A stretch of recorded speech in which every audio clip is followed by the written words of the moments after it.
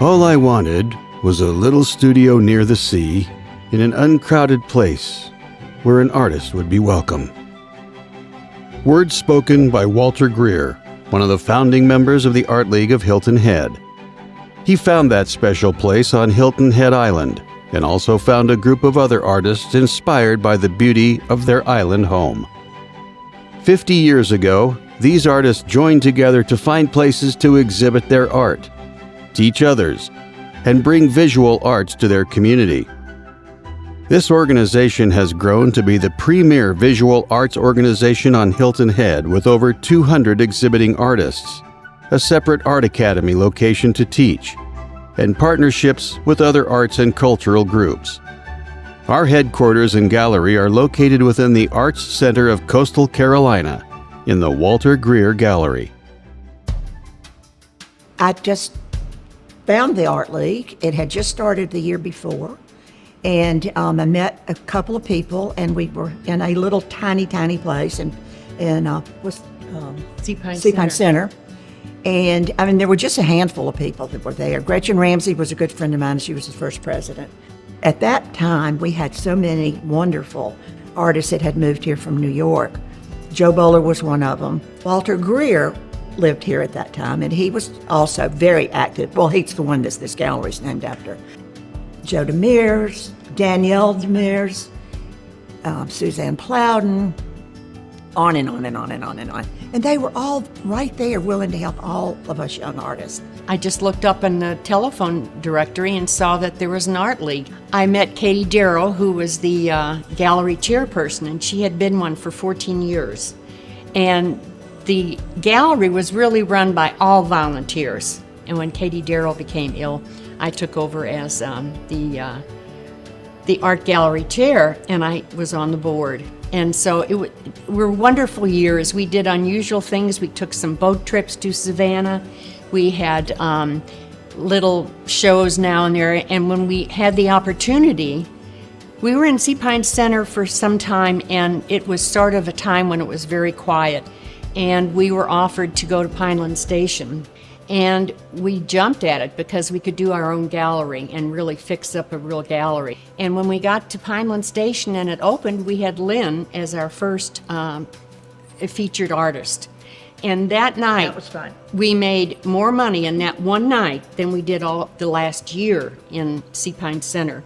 So Pineland Station was booming. Well, when we first moved down here from New Jersey, we realized that the art we had on our walls was just not appropriate for Hilton Head. And in looking for art, we discovered Art League and at Pineland Station. We bought our first piece of low country art by Joyce Nagel. About a year after we moved here, I got a job at Seabrook of Hilton Head, which is the retirement community here. Living at Seabrook was Walter Greer. The gallery here is named after Walter Greer. He's one of the original founders of Art League. I became very close to him and his wife Margaret, and I found out more about art on Hilton Head, but also his passion for art, why he came here, what he discovered when he came here. That was the inspiration for low country artists and the Art League itself.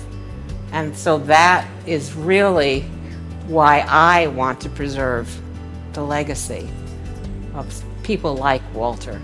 He saw that things were changing here, and he wanted to also preserve that through his art. We like to feel like we're following through on some of the things he set in place, and the other artists set in place in the beginning. I think they would be very proud that it's still going. And then if they looked at the art on the walls, and our collaboration with NIPCA is a prime example, because he wanted to preserve the legacy of the Gullah people here too. And we are also continuing to do that. We were in Pineland Station, and we're going to move to Shelter Cove Mall to a really big space. And then that didn't happen, and the next thing we knew, we were offered the opportunity to move into the Walter Greer Gallery, which was just stupendous, and it's been wonderful ever since. We did lots of new activities like 3D show and got art, And it was really a great stint for me. I was on the board from 2007 to 2014. My folks were actually early members of the Art League back in the early 1990s. So even before that, I think my dad was a woodworker and was inspired by people that were here at the Art League. A lot of artists were already on Hilton Head that were very supportive to him in his new hobby. The first president was my high school art teacher, Gretchen Ramsey. So she was a real fixture on Hilton Head back in those days. Her husband owned the movie theater. We always had lessons of famous teachers here in the Art Center. And then we had Creation Station, was a little place run by Beaufort County down on Cordilla Parkway. And they were going to close it because it wasn't doing very well. And a lot of us had already taken lessons there from teachers, but we decided to take that over. Well, I was chairman of the committee that got the Academy going, and we were looking at Creation Station, and it wasn't offering too many courses, didn't have too many teachers, and we thought we could do a better job.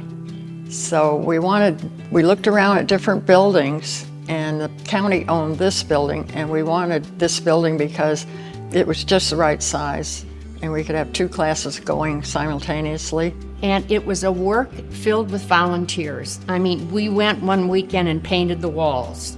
We had Suzanne Plowden, who was a fabulous artist.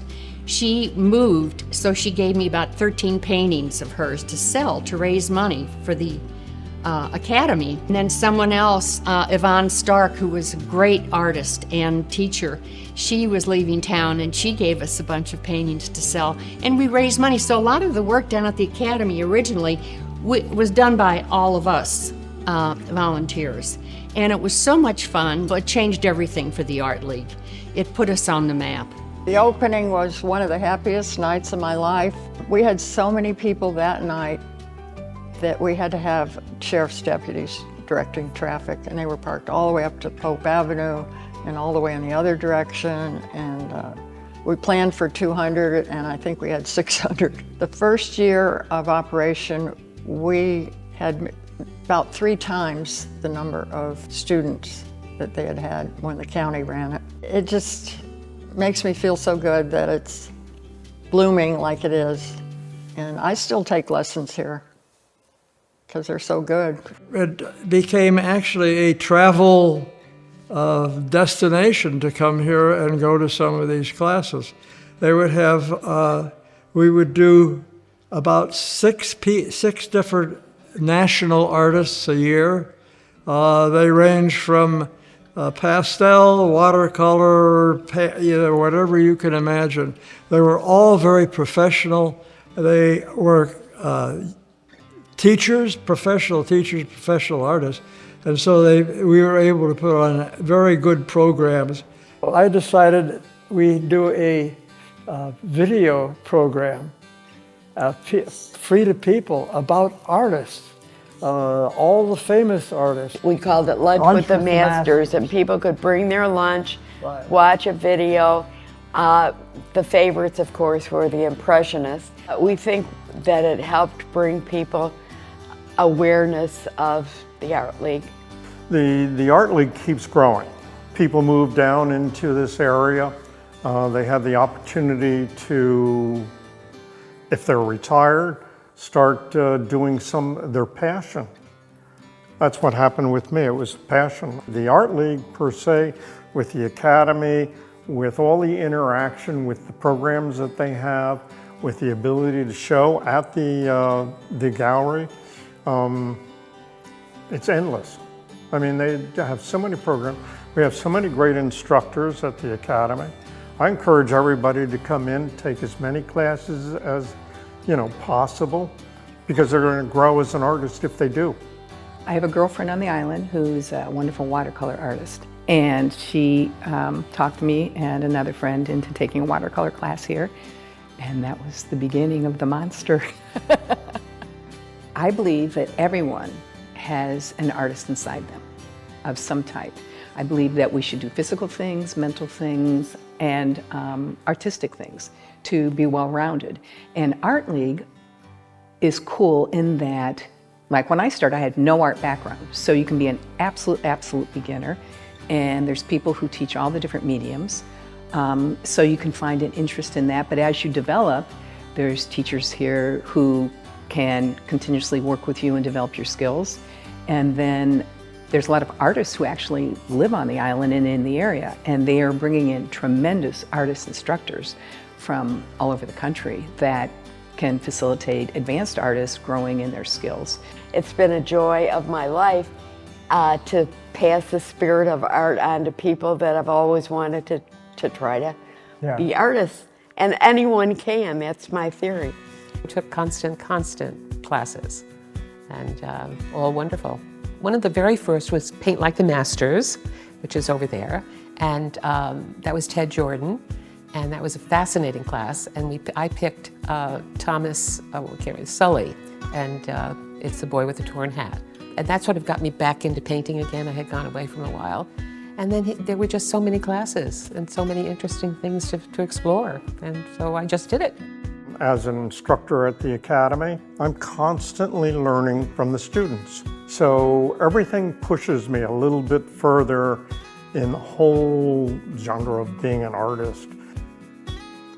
There are so many numerous special events. We've had arts and flowers over the years to bring in the flower lovers and the flower arrangers. And then we have fabulous fakes when we get the artists to try to bring their education of a famous artist. Fabulous fake, we would have the artist do, this is a Klimt. It's a Klimt painting called Judith I, and this is by Joyce Nagel. And so all of our artists would go and paint a painting exactly like Renoir or Gauguin, and they would make one change. And in this painting, she has her eye closed, she's winking. For me, the most important event was my father's show, which was in 2013. He was 95 years old, and this was the postcard from his show. It was called Marty Montag at 95, An Artful Life, Portraits and Pastels and Acrylics, and the Early Years, a Visual Diary of World War II. And it was one of the most successful shows. It was really the highlight of his life, and it was a great event, and I am forever grateful to the Art League for giving him that opportunity. My show was 5 o'clock somewhere, and it was all about the low country, waterway eateries, bars, locals only kind of dives where you go at 5 o'clock, end of day. And it was all paintings of those, kind of a dining downwind theme. And everybody had to have one, and the whole evening was a who's who. It was just a big party. It was a lot of fun. Well, I joined the Art League of Hilton Head because it's so connected to the community. I get to share my art with the community along with visitors. We have a lot of tourists who come to this town and just love to see the bright colors that's on the wall. We have talent from multiple people who live in the community. I think that there's a good reason why Hilton Head is now known internationally as an arts destination, and I think the Art League plays a really important part of that. So, very proud of them. You get exposure here to people from all over the world. It's really interesting to see where my pieces, when they sell, go to, which is way beyond what I would get locally. Well, I joined about 10 years ago, and since then it's become more of a professional organization. It was run majority by volunteers, and by getting staff to man both the gallery and the academy full-time, it allowed our artists to not be manning the desk, but instead to get involved more with the organization. We have a draw here with tremendous exhibitions. We have a national juried show. We bring in artists from across the country. We have, for the month of February, the Native Island Business Association is in here and has their exhibit. We have collaborations with the middle school. We've done it with the high school. the Literacy Association. So we've been involved in the community, and that's expanded a lot in the last 10 years also. And so it's a draw. It's somewhere to go other than the beach and tennis, something new to do, something culturally enriched. The membership is so supportive, and the instructors are so supportive, and the people that work here as well. Everyone is just really works well together and helps each artist grow. I think people who are afraid to show their art should come out to the Art League and come and show what you have, get a part of the membership, do a solo show, and get to meet so many people that you could not do on your own. I feel like I've met hundreds of people through the Art League. They become your family, and they're very supportive. Art League has changed my life. I look at everything in life differently now. I see colors that I never saw before. I've always loved nature, but now I appreciate the fine nuances of things that my eye is being trained to see now. And art makes you happy inside. It's very fulfilling. It's exciting. Yeah, I'm using my brain in a different way and growing. I think that the Art League and the gallery offer a wonderful way for personal growth and for growth of our community through art. The other thing that we have done now, which I think is terrific, is we've expanded beyond the bridge, in essence. We bring people here from all over. We advertise in national magazines. We've expanded beyond, but we've kept it true to the original, which is the beauty of Hilton Head, and to preserve it. When I left the board, I ended up getting involved in art and culture at the town of Hilton Head, and ended up chairing a number of committees that were trying to move art and culture to the forefront. And the Art League was always on the committee, or very, very active part of the committee. And I think that they played a very, very important role in getting the Office of Cultural Affairs opened by the town. They were a very strong advocate, and it was really, really important. So I'm tremendously proud of the organization. Anytime you have the arts in your community, you're a different kind of draw.